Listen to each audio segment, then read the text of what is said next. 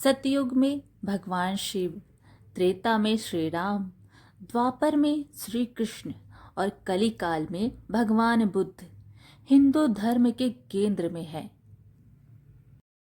भगवान श्री कृष्ण का जीवन ही हर तरह से शिक्षा देने वाला है। महाभारत और गीता विश्व की अनुपम कृति है।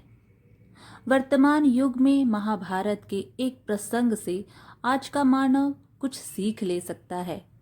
यह प्रसंग उस वक्त का है जब पांचों पांडवों को वनवास हो गया था।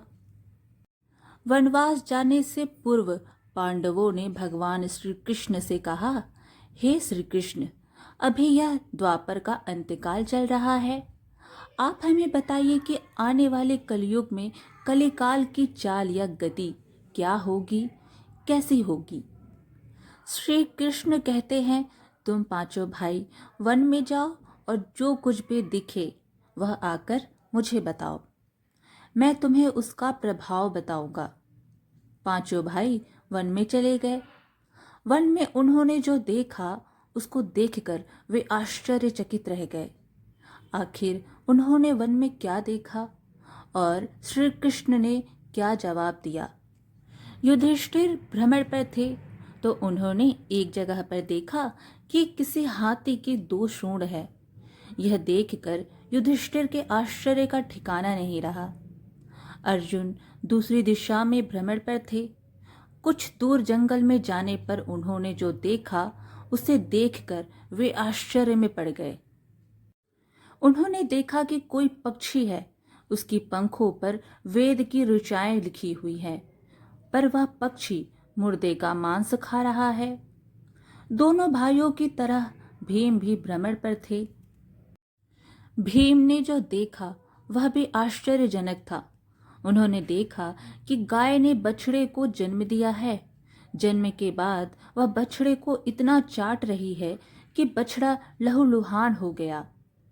सहदेव जब भ्रमण पर थे तो उन्होंने चौथा आश्चर्य देखा कि 6-7 कुएं हैं और आसपास के कुओं में पानी है, किंतु बीच का कुआं खाली है।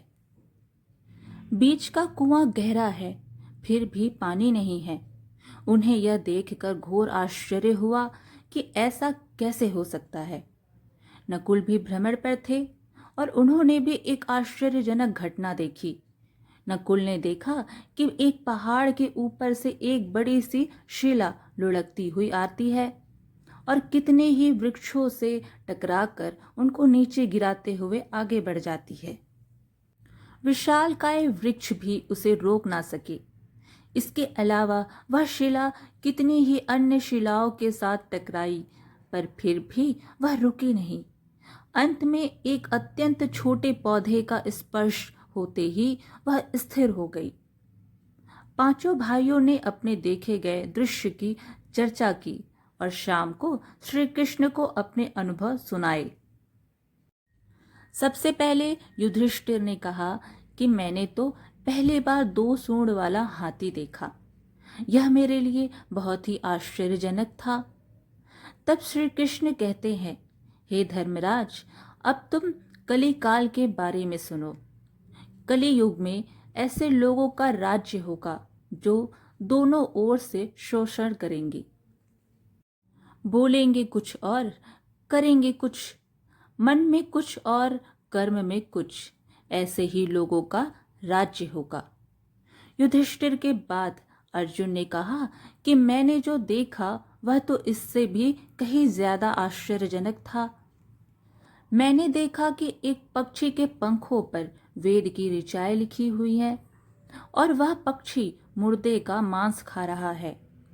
तब श्री कृष्ण कहते हैं, इसी प्रकार कलयुग में ऐसे लोग रहेंगे जो बड़े ज्ञानी और ध्यानी कहलाएंगे।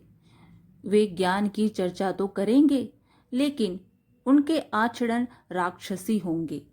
बड़े पंडित और विद्वान कहलाएंगे, किंतु वे यही देखते रहेंगे कि कौन सा मनुष्य मरे और हमारे नाम से संपत्ति कर जाए। हे अर्जुन, संस्था के व्यक्ति विचारेंगे कि कौन सा मनुष्य मरे और संस्था हमारे नाम से हो जाए।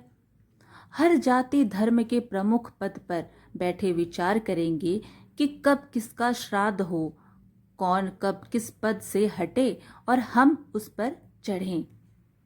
चाहे कितने भी बड़े लोग होंगे, किंतु उनकी दृष्टि तो धन और पद के ऊपर यानी मांस के ऊपर ही रहेगी। ऐसे लोगों की बहुतायत होगी, कोई कोई विरला ही संत पुरुष होगा। अर्जुन के सवाल के जवाब के बाद भीम ने अपना अनुभव सुनाया। भीम ने कहा कि मैंने देखा कि गाय अपने बछड़े को इतना चाटती है कि बछड़ा लहूलुहान हो जाता है। तब श्री कृष्ण कहते हैं, कलयुग का मनुष्य शिशुपाल हो जाएगा। कलयुग में बालकों के लिए ममता के कारण इतना करेगा कि उन्हें अपने विकास का अवसर ही नहीं मिलेगा। मोह माया में ही घर बर्बाद हो जाएगा। किसी का बेटा घर छोड़कर साधु बनेगा तो हजारों व्यक्ति दर्शन करेंगे, किंतु यदि अपना बेटा साधु बनता होगा तो रोएंगे कि मेरे बेटे का क्या होगा। इतनी सारी ममता होगी कि उसे मोह माया और परिवार में ही बांध कर रखेंगे और उसका जीवन वहीं खत्म हो जाएगा। अंत में बेचारा अनाथ होकर मरेगा।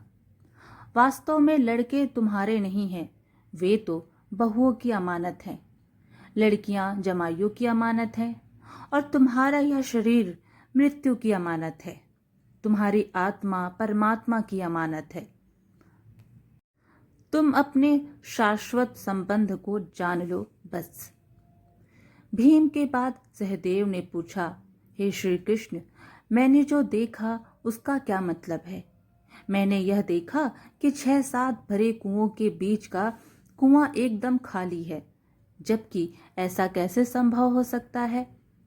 तब श्री कृष्ण कहते हैं, कलयुग में धनी लोग लड़के लड़की के विवाह में, मकान के उत्सव में, छोटे बड़े उत्सवों में तो लाखों रुपए खर्च कर देंगे, परंतु पड़ोस में ही यदि कोई भूखा प्यासा होगा तो यह नहीं देखेंगे कि उसका पेट भरा है या नहीं। उनका अपना ही सगा भूख से मर जाएगा और वे देखते रहेंगे।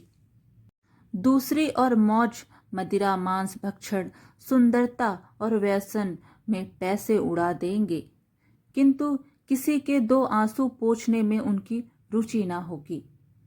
कहने का तात्पर्य यह है कि कलयुग में अन्न के भंडार होंगे, लेकिन लोग भूख से मरेंगे। सामने महलों बंगलों में ऐशो आराम चल रहे होंगे, लेकिन पास की झोपड़ी में आदमी भूख से मर जाएगा। एक ही जगह पर असमानता अपने चरम पर होगी। सहदेव के बाद नकुल ने श्री कृष्ण को बताया कि मैंने भी एक आश्चर्य देखा। वह यह है कि एक बड़ी सी चट्टान पहाड़ पर से लुढ़कती, वृक्षों के तने और चट्टानें उसे रोक ना पाए, किंतु एक छोटे से पौधे से टकराते ही वह चट्टान रुक गई। तब श्री कृष्ण ने कहा, कलयुग में मानव का मन नीचे गिरेगा, उसका जीवन पतित होगा। यह पतित जीवन धन के शिलाओं से नहीं रुकेगा, ना ही सत्ता के वृक्षों से रुकेगा, किंतु श्री हरि नाम के एक छोटे से पौधे से, श्री हरि कीर्तन के एक छोटे से पौधे से मनुष्य जीवन का पतन होना रुक जाएगा। श्रीमन नारायण नारायण हरि हरि। इस प्रकार आज की यह कथा यहीं समाप्त हुई। फिर मिलेंगे एक और धार्मिक कथा के साथ। अगर आपको धार्मिक कथा सुनना पसंद है तो हमारे चैनल को सब्सक्राइब जरूर करें। धन्यवाद।